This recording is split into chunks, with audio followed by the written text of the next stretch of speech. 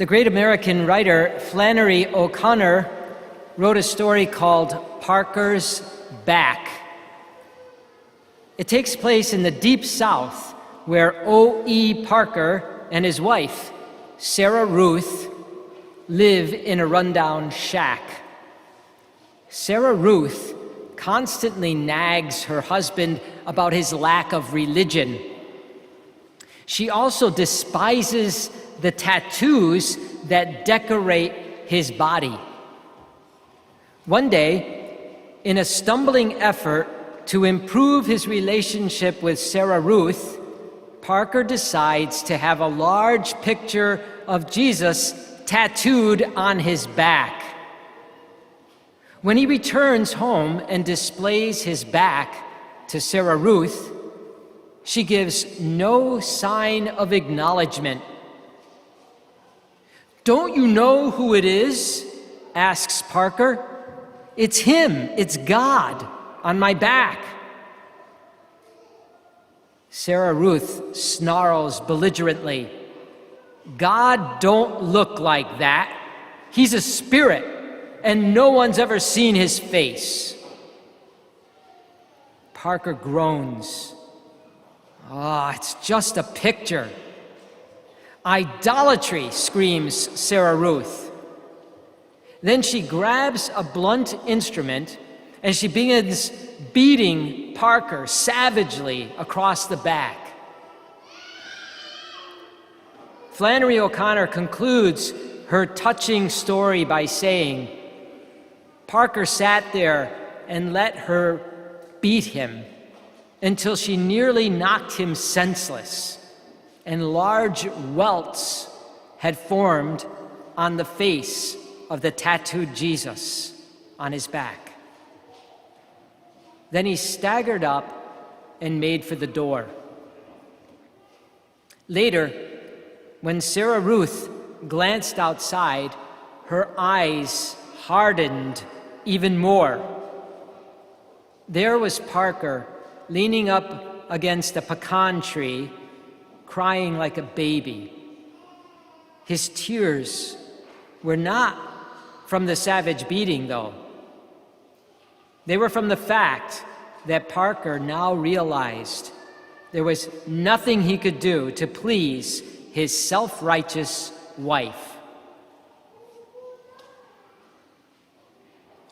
Few stories better illustrate the two kinds of people that Jesus dealt with in the scriptures, namely the self-righteous and the sinners. In the first reading from the prophet Malachi, and then in the gospel from St. Matthew, we see the sinfulness of the religious leaders of their day. The priests in Malachi's day were offering unworthy sacrifices to God and neglecting to teach the people how God wanted them to live. And then in the gospel, it's the scribes and the Pharisees that receive the criticism from Jesus. It appears as though they were more interested in looking good rather than in being good. They were interested in using their position to bring glory upon themselves rather than to serve God's people and to lead them to give glory to God. In other words, Jesus is pointing out how the scribes and the Pharisees were professing one thing and living out something totally different in their lives. That's the hypocrisy that causes human scandal. Namely, when we profess one thing and seek to live out something else in our daily lives. So for all of us, these readings are a challenge for us to live out our lives and our faith fully on a daily basis. And all too often, we are like Sarah Ruth, who knew the laws very well, but didn't know Christ in her heart. which could be seen by the way she tried to beat the laws into Parker. So the point is that we should be trying to live out our faith that we profess, and not just profess it with our lips. There is nothing that draws people to Christ more than a person who is not just speaking the faith, but rather living it in their lives. And this is the real criticism of the scribes and the Pharisees in the gospel. Jesus says, "Do and observe all things whatsoever they tell you, but do not follow their example, for they preach, but they do not practice." And isn't that the case of Sarah Ruth? She was so self-righteous in her preaching, but certainly not in practicing what she preached. You know, when we try to live out our faith authentically, we will draw others to Christ. When we live the faith authentically, it's contagious.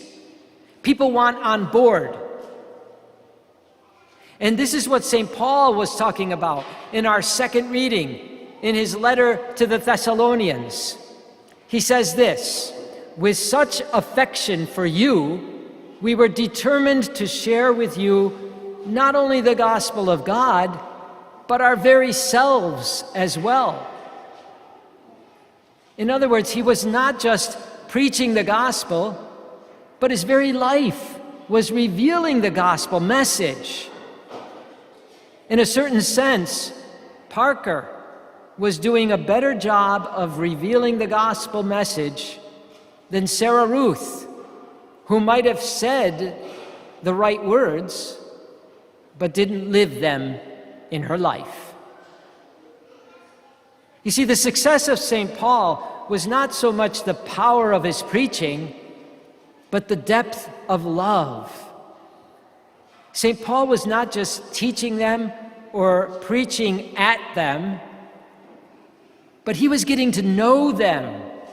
He was taking part in their lives. He was loving them. What about us? Are we living our faith authentically? Do people know the love of Jesus Christ when they see us or interact with us? Or do they simply hear us say the right words, but live differently? It's not enough to buy a person a Bible or a catechism or tell them when RCIA class begins.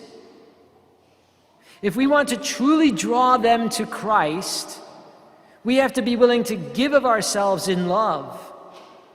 And it has to be seen in the way that we are living. You know, we are called not just to verbally share the good news, but to be that good news in the way we are living. So, do we live as a house devil and a street angel? Do you act one way with your friends and another way with your family? Does your spouse see you preach one thing and live another thing? You know, what Jesus wants from us more than anything else is authenticity. He wants the way we live to match what we preach. So I don't know about you, but if I'm honest, I think I still have some work to do.